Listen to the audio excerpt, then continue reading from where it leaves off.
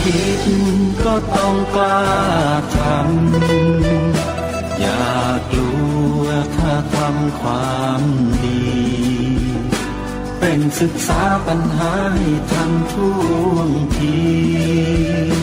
เมืองไทยจะพัฒนากว่านี้รายการดีๆคดีโลกคดีธรรม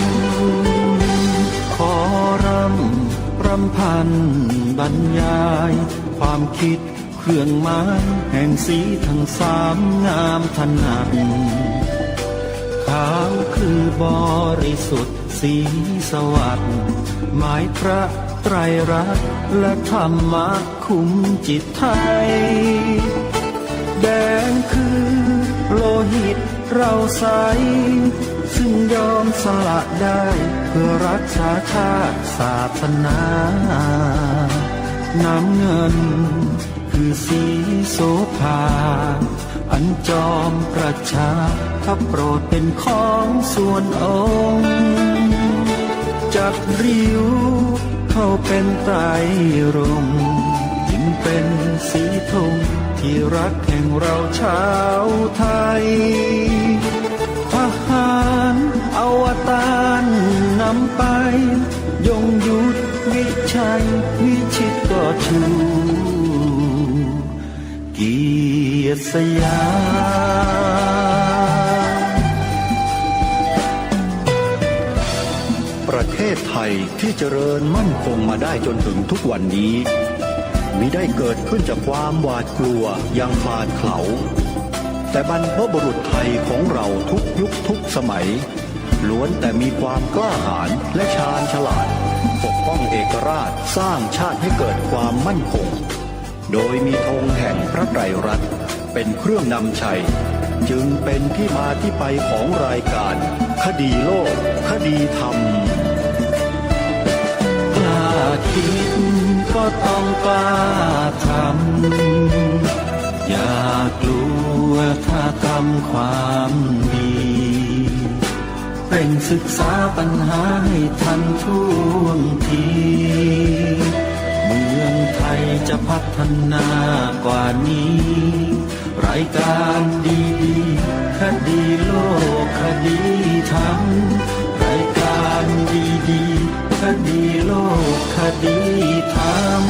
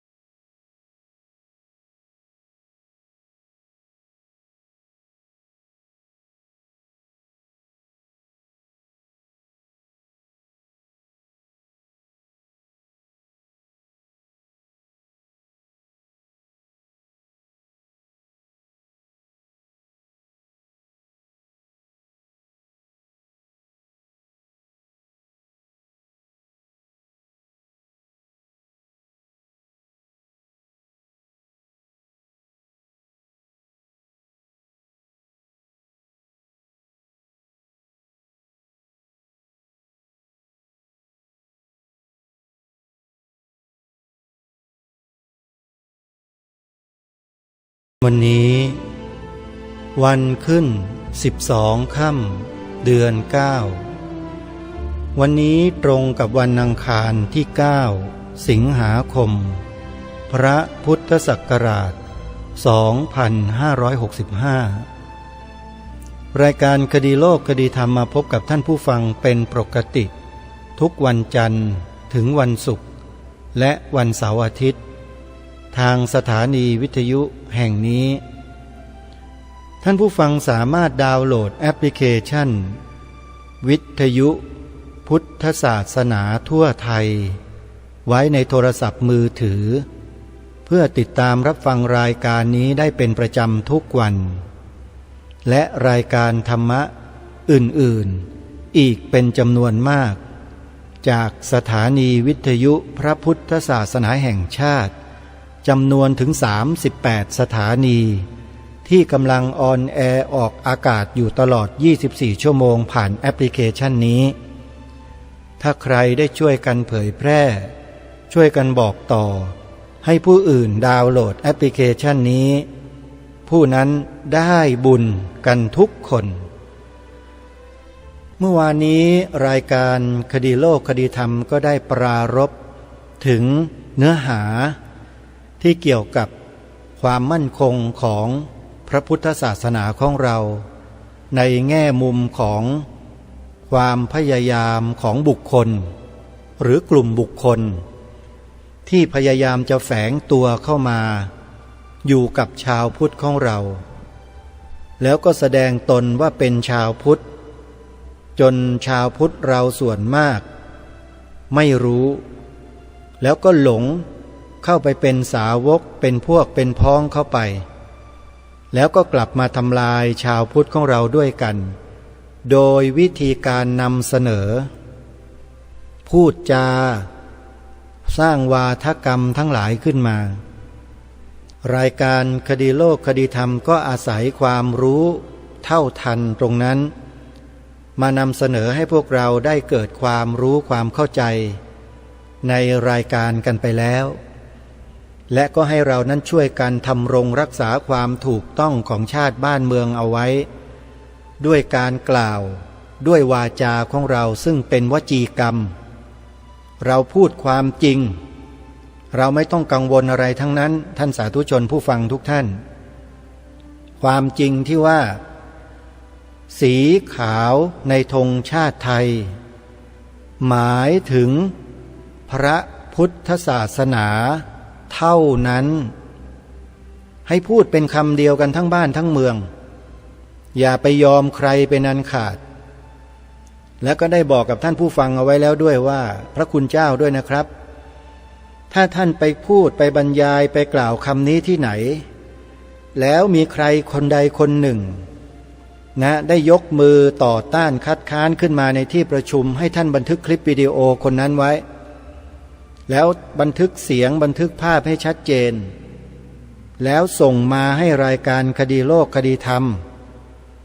เดี๋ยวรายการคดีโลกคดีธรรมจะอนุโมทนาผ่านรายการโทรทัศน์ให้ท่านทั้งหลายได้เห็นในช่องดีทีวีไปด้วยรายการนี้เอาจริงนะโยมว่าแต่ว่าพวกเราเนี่ยจริงหรือเปล่าเท่านั้นเองขอให้จริงเถอะนะจริงในที่นี้ก็คือจริงในสิ่งที่ถูกต้องรายการคดีโลกคดีธรรมนำเสนอในสิ่งที่ถูกต้องสีขาวในธงชาติไทยหมายถึงพระพุทธศาสนาเท่านั้นคือสิ่งที่ถูกต้องใครบอกว่าไม่ถูกต้องแล้วไปนำสิ่งอื่นมาเจือปนมาใส่มาแทรกอยู่คนคนนั้นระวังตัวให้ดีนะไม่ใช่ขู่นะโยมนี่ไม่ได้ขู่แต่บอกว่าให้ระวังตัวให้ดีจะเข้าข่ายความผิดในเรื่องใดอย่างไรนั้นเขาเตรียมการกันไว้หมดแล้วอันนี้ต้องขอฝากจริงๆพวกเราทั้งหลายทั้งปวงที่เป็นคนไทยที่นับถือศาสนาพุทธต้องคำนึงถึงประโยชน์ส่วนรวมให้ชัดเจนให้ถูกต้องด้วยศาสนาพุทธเนี่ยคือประโยชน์ส่วนรวมถ้าประเทศนี้เป็นประเทศพุทธศาสนาอื่นอยู่ได้อย่างสบายๆจริงหรือไม่แต่ถ้าประเทศนี้ไม่ใช่ประเทศพุทธแล้วมีไอ้พวกลัทธิอื่นขึ้นมาครอบครองประเทศนี้ขึ้นมาถามว่าชาวพุทธอยู่ได้ไหมอยู่ไม่ได้ตายอย่างเดียวถ้าใครไม่ยอมเข้าลัทธิเขาเนี่ยตายอย่างเดียวเห็นไหมล่ะนะพื้นที่3จังหวัดชายแดนภาคใต้นะเกิดอะไรขึ้นแล้วก็เลยได้แนะนำให้พวกเราทั้งหลายเนี่ยไปเปิดคลิปวิดีโอของอปพส.ดูแล้วท่านจะรู้เขาเอาความจริงมาพูดทั้งนั้นแหละแล้วถ้าเขาไม่พูดความจริงถ้าเป็นเรื่องที่เมคขึ้นมาหรือกรุขึ้นมากล่าวหาใส่ร้ายเขาก็โดนดำเนินคดีไปนานแล้วดินี่มัน3 ปีกว่าแล้วนะที่เขามาพูดเรื่องนี้กันเนี่ย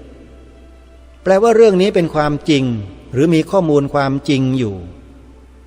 รายการนี้ก็เลยแนะนำให้เราไปดูกันทีนี้เราจะเชื่อเราจะไม่เชื่อมันเป็นดุลยพินิจเป็นวิจารณญาณของพวกเราทุกคนที่เรียกว่า มีวุฒิภาวะกันดีอยู่แล้วแต่ถ้าใครบอกว่ารายการนี้แนะนำมาพูดเพื่อสร้างความแตกแยกเดี๋ยวเหอะคนที่พูดแบบนี้ระวังตัวให้ดีเถอะเดี๋ยวประชาชนเขาจะจ้องหน้าเอาแล้วจะอยู่ไม่ได้นะรายการนี้ไม่ได้สร้างความแตกแยกแต่กำลังสร้างความรู้รักสามัคคีในหมู่พี่น้องคนไทยให้เกิดขึ้นเหมือนดังในอดีตที่บรรพชนเราพากันทำมาคือปลุกจิตสำนึกของความเป็นชาติบ้านเมืองอันศิวิไลที่แท้จริงเนี่ยกลับมาหลังจากที่ถูกทำลายไปหลายส่วนแต่คนไทยเดี๋ยวนี้ก็ไม่ค่อยรู้หรอกว่าถูกทำลายไปอย่างไหนบ้างถึงบอกให้ไปดูคลิปของอปพสถึงจะรู้หมดอ่ะเพราะเขาบอกหมดพูดหมด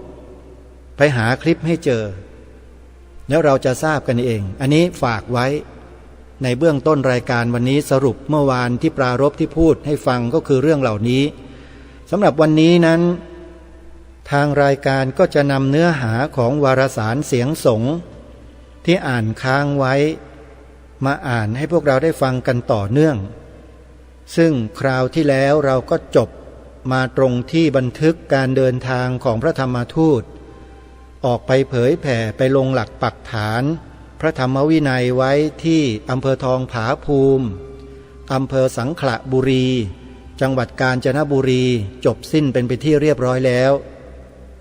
ช่วงต่อไปนี้เป็นการทำงานในช่วงปีพระพุทธศักราช 2512 นะฮะเดี๋ยวก่อนที่เราจะไปฟังเนื้อหาตรงนั้นก็ขอบอกกล่าวญาติโยมสาธุชนทุกท่านให้ทราบถึงกิจกรรมที่น่าสนใจและควรจะไปกันก็คืองานวันบูรพาจารย์งานวันบูรพาจารย์ของสำนักวัดไตรสิกขาทรามลตารามตำบลแพทย์อำเภอคำตากล้าจังหวัดสกลนครของพระอาจารย์สมภพโชติปัญโยเขาจะจัดให้มีงานนี้ขึ้นในระหว่างวันที่13ถึงวันที่16สิงหาคม13เป็นวันเสาร์และไปสิ้นสุดลงในวันอังคาร16สิงหาคม4วันโยมใครที่เป็นผู้มีศรัทธาในพระอาจารย์สมภพโชติปัญโยได้ฟังธรรมบรรยายจากท่านแล้วเกิดความรู้ความเข้าใจในหลักธรรมคำสอนของพระพุทธศาสนามากขึ้นยิ่งขึ้นแล้วมีความประสงค์จะไปกราบพระอาจารย์สมภพโชติปัญโยตัวเป็นๆก็สามารถไปได้ในช่วงดังกล่าว13ถึง16สิงหาคมนี้ที่วัดไตรสิกขาทรามลตารามจะจัดงานประจำปีเป็นงานวันบูรพาจารย์นะโยมนะ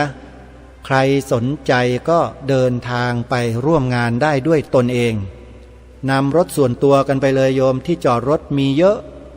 นะมีให้จอดมากมายสะดวกนะใครสนใจก็ไปกันได้แล้วก็อย่าลืมช่วยกันทำบุญค่ากระแสไฟฟ้าให้ครูบาอาจารย์ของเราด้วยท่านจัดตั้งสถานีวิทยุเผยแผ่ธรรมะตลอด24ชั่วโมงมีค่าใช้จ่ายกระแสไฟฟ้ากันทุกเดือนโยม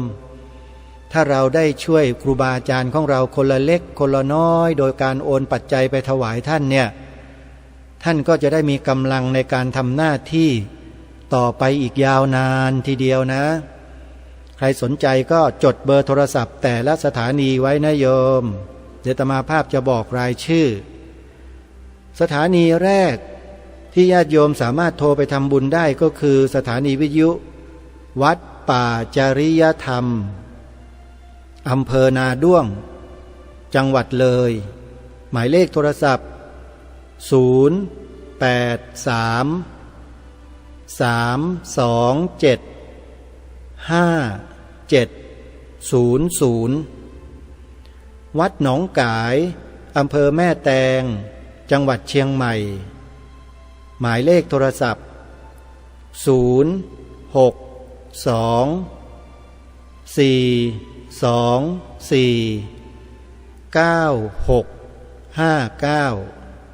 และ 0837893642 วัดศรีอุดมวงศ์อำเภอวังสะพุงจังหวัดเลยหมายเลขโทรศัพท์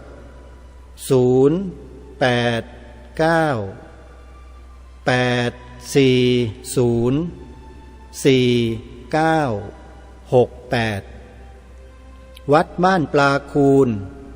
อำเภอโพนทรายจังหวัด101หมายเลขโทรศัพท์0811839690วัดอารามมงคลอำเภอยางตลาดจังหวัดกาฬสินธุ์หมายเลขโทรศัพท์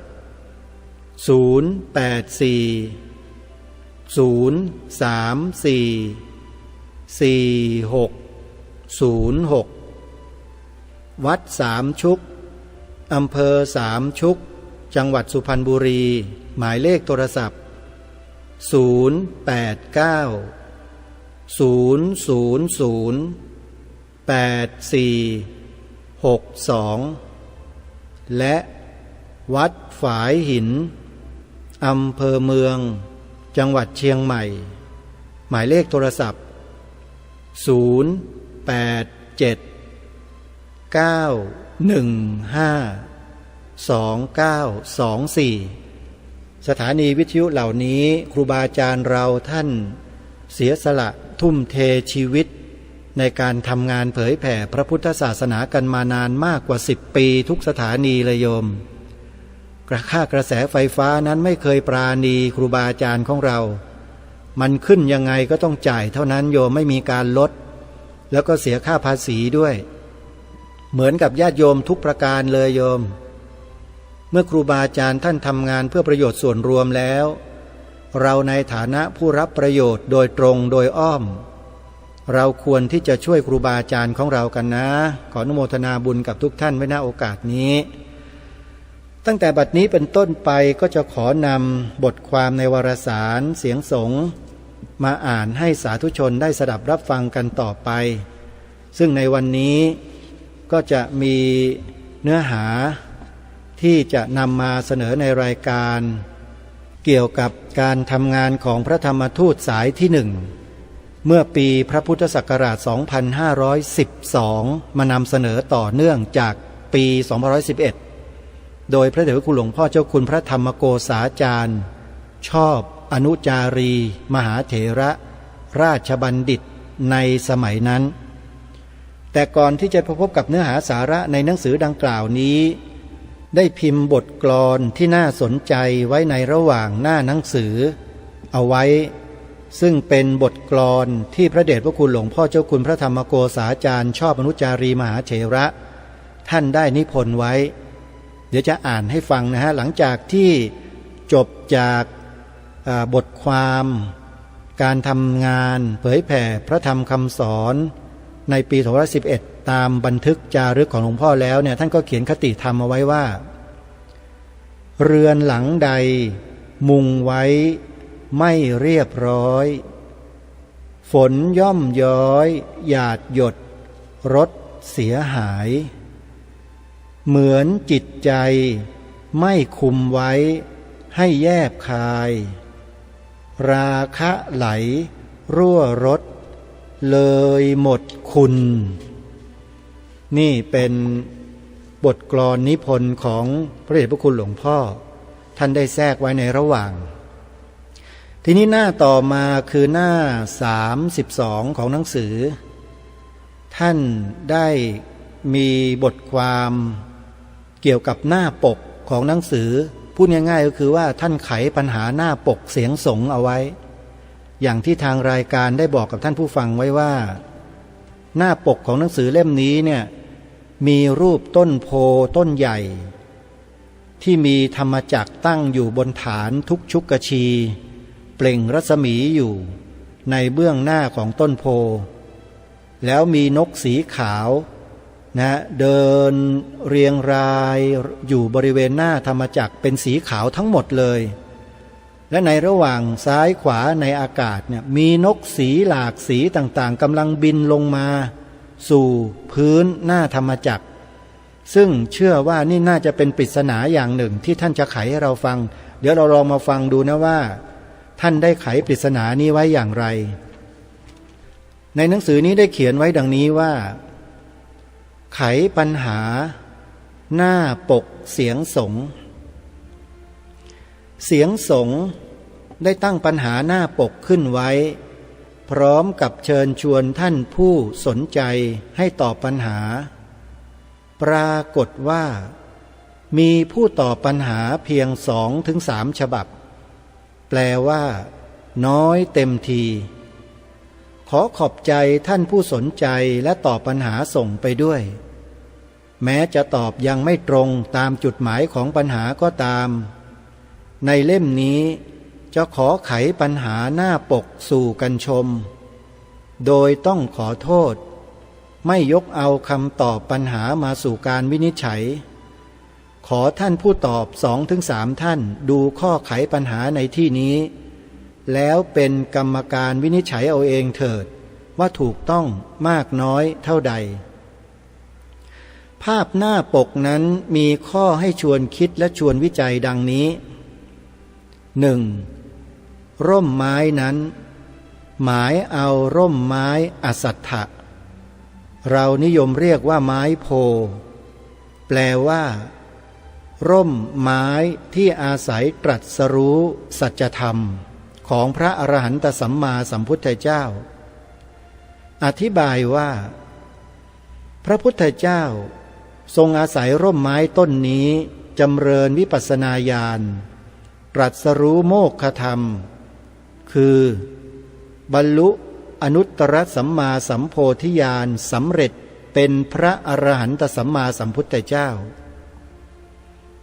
2. ล้อธรรมจักรบนแท่นใต้ร่มโพนั้นหมายถึงพระพุทธเจ้าผู้ทรงผ่องใสงามด้วยพระรัศมีขณะประทับนั่งอยู่บนพระแท่นแสดงพระองค์เป็นธรรมกาย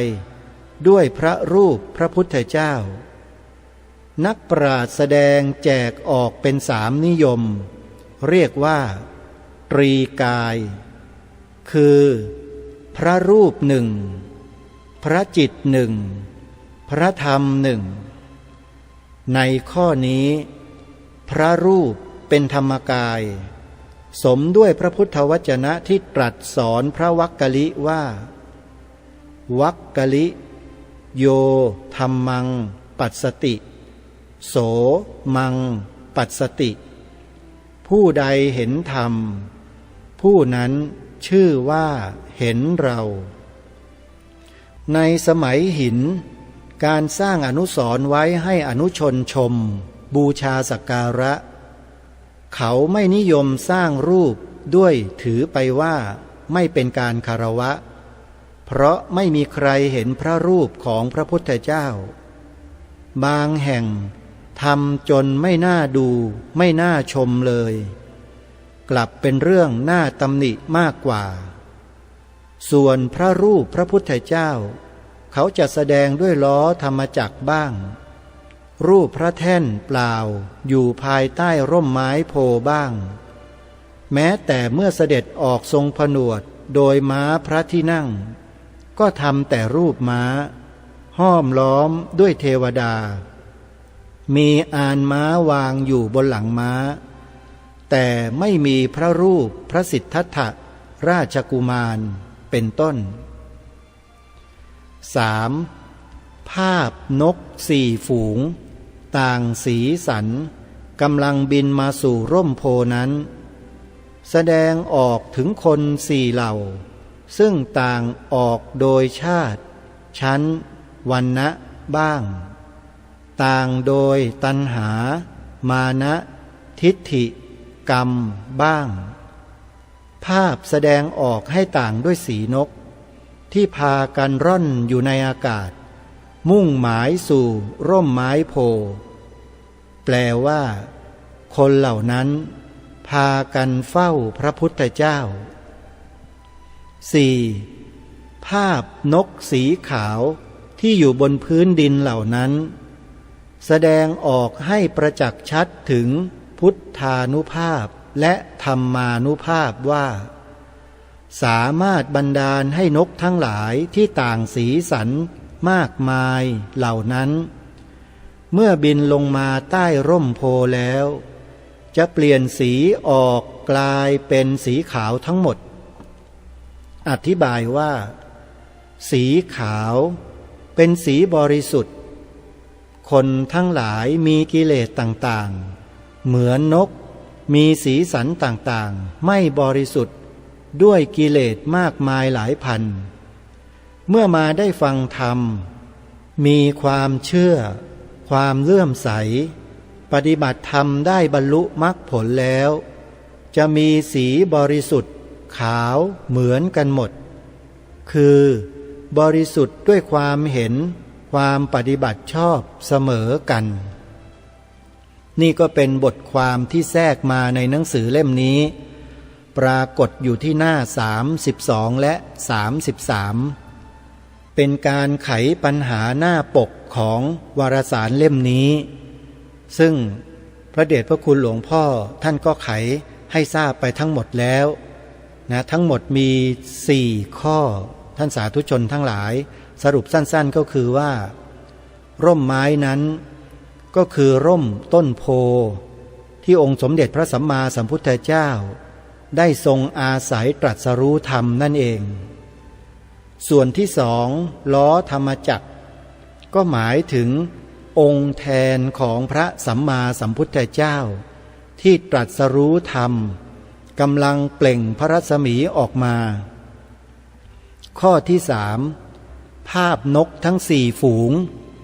เปรียบเหมือนกับบุคคล4เหล่าที่พยายามบินเข้ามาในร่มโพ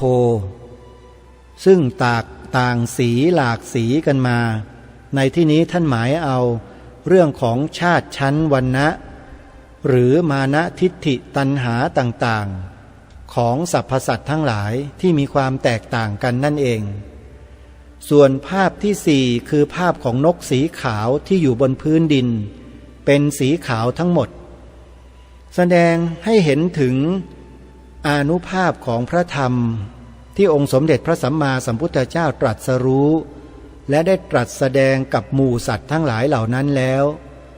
ทำให้จิตใจของสัตว์เหล่านั้นมีความบริสุทธิ์เหมือนกันหมดจึงอุปมาเหมือนสีขาวที่นกเหล่านั้นได้แปลงกลายจากสีทั้งหลายทั้งปวงเป็นเพียงสีเดียวกันนั่นก็คือเป็นสัมมาทิฏฐินั่นเองนี่ก็เป็นปริศนาธรรมของหน้าปกหนังสือที่พระธรรมทูตสายที่1ท่านได้ไขเอาไว้ในหนังสือเล่มนี้นะฮะทีนี้ในความแทรกที่มีอยู่ระหว่างหน้าก็มีคติธรรมอีกบทหนึ่งที่จะขออ่านให้ท่านทั้งหลายได้ฟังนะฮะท่านเขียนเอาไว้อย่างนี้ว่าพูดไปขัดใจเขาคำของเราเบาราคาทำใดขัดในตาลดราคางานเราเองอันนี้ก็เป็นคติธรรมที่พระเดชพระคุณหลวงพ่อท่านได้เขียนเอาไว้แทรกระหว่างหน้าหนังสือนะฮะทีนี้ในหน้าต่อมาเนี่ยจะมีคำเฉลยปัญหาภาพปกเสียงสงฆ์ที่เขียนเป็นโครง4สุภาพซึ่งแต่งขึ้นโดยพระมหาสมชัยอาจาระโสภีจากวัดวังขนายทายิการามจังหวัดกาญจนบุรี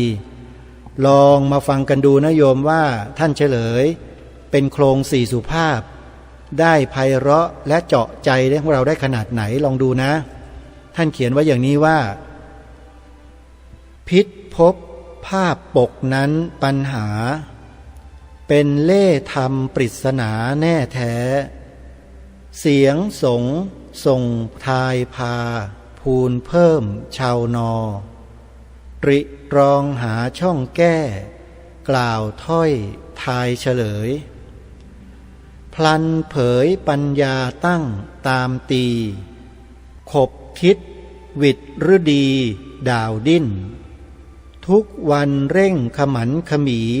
มิละเลยพ่อนานเท่านานจึงสิ้นสุดข้อคำทายบรรยายโครงตอบโต้ปัญหาเขียนโครงตอบปริศนาปกนั้นผิดถูกปลูกปัญญายอดเยี่ยมดีพ่อขอตอบเป็นขั้นดังนี้คำเฉลยเผยปกเห็นนกโอ้อเนกนามเปรียบเช่นคนหลายคามถิ่นแคว้นโบยบินสู่สนามร่มแห่งโพนาเปรียบเช่นชนมากแม้นมุ่งรู้ศาสนาพากันมาบวชดด้วยยินดีเกิดสงบศพเปรมปรีปราดอ้างเช่นนกหลากหลายสีสันเปลี่ยนขาวแฮสีสงบดุจขาวสล่างสโลกซึ้งสีเดียวเขียวเหลืองแดงก่อนนั้นเคยมีบวชแล้วเปลี่ยนเป็นสีสงบสิ้นเหมือนดั่งสกุณีหลากหลายแลพ่อนี่แลปริศนธรรมชิ้นปราดพร้องสรรเสริญบังเอิญผมอ่อนเว้นวสีแต่แต่งเป็นธรรมพลีเพิ่มรู้ใช่จักแสดงทีทำเก่งดอกพ่อผิดตกบกพร่องผู้แต่งนี้รับเหมา4 บาทเขามีพลั้งเผลอไผลแม้ปราดพลาดผิดไปบ่อยครั้งผม2 บาทคันไลคง6ล้มนาผิดเป็นครูปราดอ้างเอ่ยไว้ให้เห็นพระมหาสมชัยอาจาระโสภีวัดวังขนายทายิการามจังหวัดกาญจนบุรีนี่ก็เป็นครูบาอาจารย์สมัยก่อน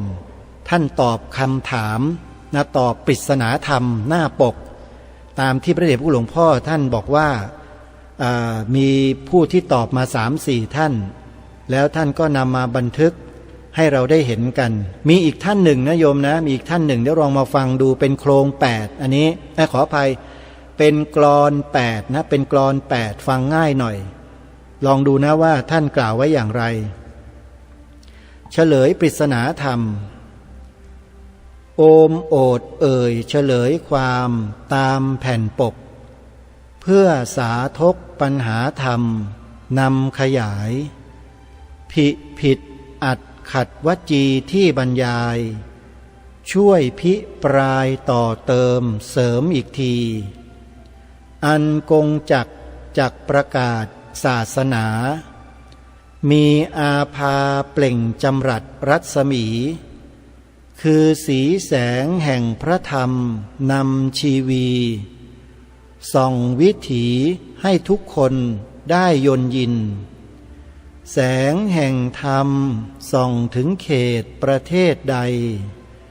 จะปลุกให้ชาวโลกหายโศกสิ้นส่องจิตใจใสสะอาดปราดมนทินละชั่วสิ้นเหมือนหลับฟื้นตื่นนิทราอันโพพฤกษ์รำลึกมั่นสัญญลักษณ์โพประจักษ์ปกคลุมกลุ่มสาขาร่มระรื่นชื่นกมลคนไปมาให้ฉายาร่มเย็นอยู่เป็นนิดดุจร่มเงาศาสนาพาพบสุขผู้ได้ทุกข์โศกตรมระทมจิตจะพลันหายคลายเศร้าเนาชีวิต ดุจเข็มทิศนำทางสว่างแดนอันภาพแถวแนวพฤกษาคณานกเหล่าโปดกทั่วท่วนจำนวนแสนนานาสีหลายหลากจากดินแดนดูเนืองแน่นปริศนาหน้างวยงงเพียงเข้าเขตธรรมประพัฒรัศมีก็เปลี่ยนสีเป็นขาวพราวระหงเปรียบวรรณะสี่เหล่าขือเผ่าพงต่างยืนยงมิยินยอมนอบน้อมกันถือมานะทิฏฐิลัทธิเพศเป็นสาเหตุให้รังเกียจคิดเดียดฉันต่างความคิดต่างนิสัย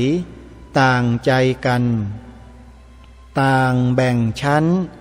ปันชื่อต่างถือดีครั้นเข้าถึงศาสนาสัมมาแล้วก็เปลี่ยนแนวลดดื้อไม่ถือสียึดพระธรรมนำทางล้างทุลีกอบกรรมดีขาวสะอาดนิราชทุกข์ขอจบคำซ้ำพิเปรยเฉลยแล้วเพียงเป็นแนวปริศนาน่าสนุกเพราะเสียงสงฆ์ลงทายมาหลายมุกตอบไม่ทุก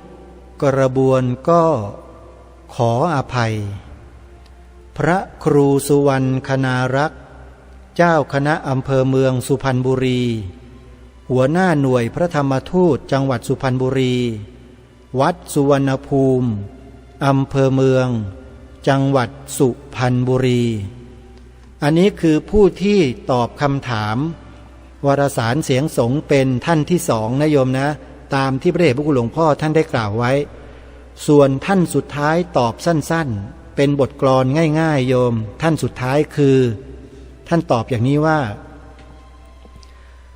อันดวงตราธรรมจักรหลักที่หนึ่งย่อมหมายถึงพุทธธรรมอันล้ำค่าก่อให้เกิดร่มรื่นชื่นชีวาดุจพฤกษาโพใหญ่ใบขจีฝูงวิหกหลากสีทั้งสี่เหล่าก็เทียบเท่ากับนระวรรณะสี่เมื่อเข้าถึงธรรมวินัยไร้ราคีย่อมสีบริสุทธิ์ดุจเดียวกันอันนี้ท่านตอบแบบบทกลอนสั้นๆเป็น2 คาถานะฮะ8 บาทเป็นโครง8เป็นกลอน8นะโยมนะผู้ที่แต่งตรงนี้ก็คือพระครูสุนทรวิริยานุวัตรรองเจ้าคณะอำเภอเมืองสุพรรณบุรีวัดกุดีทองอำเภอเมืองจังหวัดสุพรรณบุรีนะโยมนะนี่3 ท่านเป็นพระสังฆาธิการทั้งนั้นเลยก็ลองฟังและพิจารณากันดูนะโยมนะพระสงฆ์เราครูบาอาจารย์ของเราในสมัยก่อนๆนั้นท่านมีฝีมือในการแต่งบทกลอนตอบปัญหาในการสอนธรรมในอะไรต่างๆเนี่ยดีมากซึ่งแตกต่างจากในยุคนี้ใช้การสอนการบรรยายไปอีกรูปแบบหนึ่งซึ่งสมัยนั้นเนี่ยทำให้พุทธศาสนิกชนไทยของเราได้เกิดความเลื่อมใสเกิดความศรัทธาในพระพุทธศาสนากันมากแล้วก็มีความมั่นคงในพระพุทธศาสนาตลอดมาและมีข้อสังเกตให้เราได้รู้อย่างหนึ่งก็คือว่าพวกลัทธิอื่นๆที่อาศัยเงินอาศัยสวัสดิการต่างๆมาเป็นเครื่องล่อให้พุทธบริษัทปู่ย่าตาทวดของเราในอดีตหันเข้าไปนับถือลัทธิของเขาเนี่ยปู่ย่าตาทวดเราไม่เห็นแก่เงินไม่เห็นแก่อามิตรทั้งหลายเหล่านั้นเลยเพราะไม่ได้ให้ความสำคัญกับสิ่งนั้น แต่เห็นความสำคัญของศรัทธาที่ตั้งมั่นต่อพระรัตนตรัยนั้นมีค่ามากกว่าก็เลยไม่เปลี่ยนศาสนากันในสมัยอดีตเนี่ยแทบจะไม่มีใครเลยนะปู่ย่าตาทวดเราเนี่ยที่เปลี่ยนศาสนาถามว่ามีบ้างไหมมีอันนั้นอาจจะเป็นเพราะความจำเป็นบางอย่างแต่เปลี่ยนไปแล้วเนี่ยอาตมาเชื่อมั่นว่าหลายคนเปลี่ยนแต่กายเฉยๆเปลี่ยนแต่ชื่อเสียงเรียงนามแต่จิตใจยังเคารพต่อพระรัตนตรัยอยู่ก็มีเพราะฉะนั้นบางลัทธิที่เปลี่ยนไปนับถือเขาเนี่ยเขาก็ยังกลับมาช่วยงานพระศาสนาของเราอยู่แบบลับๆก็มีอันนี้เรื่องจริงท่านสาธุชนทั้งหลายเพราะท่านเหล่านั้นเคยเป็นพุทธบริษัทมาก่อนแล้วเขาย่อมรู้ดีว่าการทำบุญกับศาสนาพุทธย่อมได้ผลบุญที่สูงกว่าหลายเท่าถึงแม้ว่าเขาจะเปลี่ยนชื่อเปลี่ยนนามสกุลเปลี่ยนไปนับถือลัทธิอื่นก็ตามแต่เป็นการเปลี่ยนแค่ภายนอกเฉยๆแต่ภายในจิตใจของเขาที่เลื่อมใสศรัทธาอยู่เขาก็ยังคงศรัทธาอยู่แบบลับๆเฉพาะตัวของเขานั่นเองตรงนี้จริงหรือไม่ท่านว่า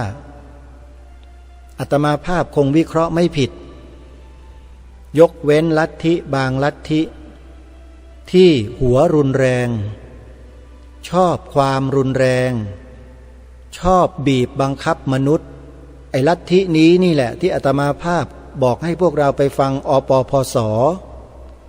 ไปฟังคลิปวิดีโอของอปพส.แล้วจะรู้ว่าไอ้ลัทธิเหล่านี้มันเป็นอันตรายต่อประเทศชาติบ้านเมืองต่อพระบวรพุทธศาสนาต่อสถาบันพระมหากษัตริย์ของเราเพียงใดถ้าเราไม่ฟังไม่ดูแล้วเราจะรู้ไหมล่ะไม่รู้เลยรายการนี้ก็เลยแนะนำให้ไปดูใน YouTube พิมพ์อักษรพยัญชนะไทย4 ตัวพิมพ์หรือยังดูหรือยังใครที่เพิ่งเข้ามาฟังรายการลองไปฟังดูนะความจริงของประเทศไทยบางแง่บางมุมที่ถูกปกปิดถูกซ่อนเร้นมานานแสนนานบัดนี้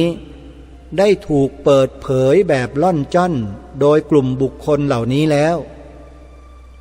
ลองไปเปิดดูนะพิมพ์พยัญชนะไทย4 ตัวนะใน YouTube ออ่างปอปลาพอพานสอเสือเพียงเท่านี้ท่านก็จะรู้อะไรต่อไม่อะไรมากมายที่ท่านไม่เคยรู้มาก่อนและก็ขอบอกได้เลยว่าแม้แต่ทางการเองตั้งแต่นายกรัฐมนตรีลงมาจนถึงทหารตำรวจก็ไม่มีใครกล้าพูดแบบนี้ในประเทศนี้ไม่มีใครกล้าพูดแบบนี้นะบันทึกลง YouTube แบบนี้ไม่มีไปหาดูได้มีใครกล้าพูดแบบนี้บ้างก็มีแต่คนกลุ่มนี้นี่แหละไปถามก็ดูเองเนี่ยว่าทำไมเขากล้าพูดแล้วข้อมูลนั้นเป็นเท็จเป็นจริงอย่างไรเขาจะตอบเองอาตมาไม่ได้มีหน้าที่จะมาตอบคำถามนี้นะโยมไม่ต้องมาถามอาตมาเพียงแค่อาตมาดูอย่างใช้วิจารณญาณบวกกับข้อมูลพื้นฐานที่มีมาก่อนพอดูไปแล้วฟังไปแล้วมาผนวกกับข้อมูลที่ตนเองได้มาก่อนหน้านี้อาตมาเนี่ยรู้ข้อมูลเหล่านี้มาก่อนคนกลุ่มเหล่านี้เสียอีกแต่อาตมาไม่พูดทำไมไม่พูดเพราะอาตมาถือว่าเรื่องนี้ไม่ใช่หน้าที่ของอาตมาที่จะต้องมาพูดอาตมาจะรอคนที่เขามีหน้าที่โดยตรงออกมาพูดเองแล้วเมื่อเขาพูดเมื่อไหร่อาตมาภาพก็มีหน้าที่บอกให้พี่น้องคนไทยเราเข้าไปดูนี่คือหน้าที่อาตมาจบแล้วแค่นี้เองส่วนจะดูไม่ดูจะจบไม่จบจะเข้าใจไม่เข้าใจไม่ใช่สิ่งที่อาตมาภาพจะต้องมานั่งทุกข์ระทมตรมใจอยู่ทำหน้าที่แค่นี้เองฮะบอกพี่น้องคนไทยแล้วว่าเรื่องราวของประเทศของเราเองที่ถูกกระทำมาโดยตลอด โดยกลุ่มบุคคลกลุ่มเหล่านี้ถ้าใครไม่อยากจะรู้ก็ไม่ต้องดู ถ้าใครปรารถนาจะรู้เพื่อนำเอาความรู้นั้นมาใช้ประโยชน์เพื่อส่วนรวมของประเทศชาติบ้านเมืองก็ยินดีด้วยจะได้เป็นประโยชน์ต่อไปรายการนี้ไม่อาจสามารถที่จะสร้างความแตกแยกให้กับพี่น้องคนไทยได้ชีวิตนี้ไม่เคยทำมีแต่จะสร้างความรู้ความรักความสามัคคีในหมู่พี่น้องคนไทยของเราให้เกิดขึ้นเท่านั้นที่พูดมาทั้งหมดก็เพื่อความรักความสามัคคีกันตลอดจนถึงความรู้ในสิ่งที่ถูกต้องตรงกันเท่านั้นใครบิดเบือนช่วยไม่ได้เดือดร้อนเองเพราะกระทำความผิดเองนี่ไปบิดเบือนสีขาวธงชาติไทยของเราแบบเนี้ยอาตมาก็ยอมไม่ได้ดิอันนี้พูดเองเลยแล้วเผยแพร่เองด้วยมีการกระทำจริงแล้วทำโดยหน่วยงานภาครัฐด้วยอาตมาภาพก็ต้องนำเอาความถูกต้องมาเปิดเผยโดยองค์พระบาทสมเด็จพระมงกุฎเกล้าเจ้าอยู่หัวรัชกาลที่6พระราชทานไว้ให้สีขาวในธงชาติไทยหมายถึงพระพุทธศาสนาเท่านั้นแล้วก็วิงวอนร้องขอต่อพุทธบริษัทของเราทุกฝ่ายไม่ว่าฝ่ายบรรพชิตหรือฝ่ายคฤหัสถ์ญาติโยมเราจงใช้วาจาของเราที่มีอยู่นี่แหละฮะนำเอาความจริงเหล่านี้ไปช่วยเผยแพร่กันให้เต็มที่เลยก่อนที่อะไรมันจะสายไปกว่านี้อันนี้ขอบอกกันด้วยความรักในฐานะที่เป็นชาวพุทธด้วยกันถ้าเราไม่ช่วยกันแล้วใครจะช่วยเราจริงไหมฮะพระครูสมุวิสุวัตของผมจากวัดฝายหินครับอันนี้เนี่ยท่านช่วยเต็มที่เลยแล้วก็ครูบาอาจารย์ของเรารูปอื่นๆทั้งหมดที่ท่านออกอากาศรายการคดีโลกคดีธรรมอยู่เนี้ยนี่คือท่านช่วยแล้วช่วยเต็มที่เลยช่วยให้มีพื้นที่ให้แก่รายการคดีโลกคดีธรรมออกอากาศขอกราบขอบพระคุณไว้ณโอกาสนี้เป็นอย่างสูงยิ่งครับเดี๋ยววันพรุ่งนี้เรามาติดตามรับฟังเนื้อหาสาระต่อเนื่องกันต่อนะโยมทีนี้ถึงบันทึกการปฏิบัติงานของพระธรรมทูตสายที่1ในเขตจังหวัดกาญจนบุรีของพระธรรมโกษาจารย์ในปีพระพุทธศักราช 2512 กันต่อวันนี้เวลาของรายการหมดลงแล้วอาตมาภาพต้องขอสมมุติยุติรายการไว้แต่เพียงเท่านี้ขอความสุขความสวัสดีในธรรมแห่งองค์สมเด็จพระบรมศาสดาสัมมาสัมพุทธเจ้าจงปรากฏเกิดมีขึ้นในจิตใจของท่านผู้ฟังทุกท่านทุกคนเทินขอเจริญพร